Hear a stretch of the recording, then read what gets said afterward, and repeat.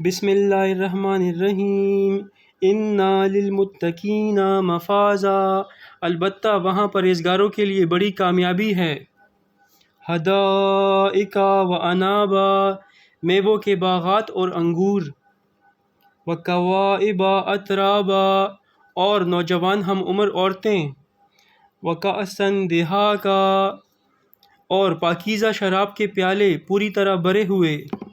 لا يسمعون فیہا لغوا ولا کذابا، نہ وہاں جنت میں کوئی فضول کلام سننے میں آئے گا اور نہ جھوٹ۔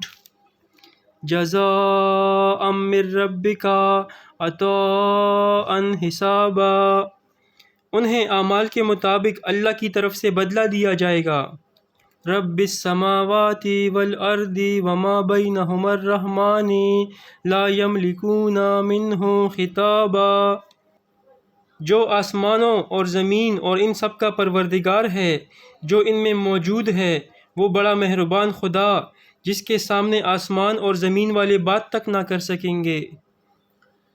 یوم یقوم الروح والملائکۃ صفا لا یتکلمون الا من اذن لہ الرحمن وقال صوابا، جس دن جبرائیل علیہ السلام اور سب فرشتے خدا کے دربار میں کتار باندھے کھڑے ہوں گے اور خدا کے خوف سے بات تک نہ کر سکیں گے مگر وہی جس کو خود اللہ شفاعت کرنے کی اجازت دے گا۔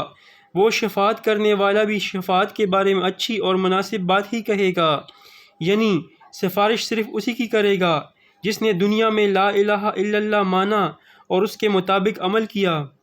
ذالک الیوم الحق فمن شاء اتخذ الی ربہ مآبا، یہی وہ قیامت کا دن ہے جس کا ہونا برحق ہے، پس جو کوئی چاہے ایمان اور نیک عمل سے اپنے رب کے پاس ٹھکانہ بنائے۔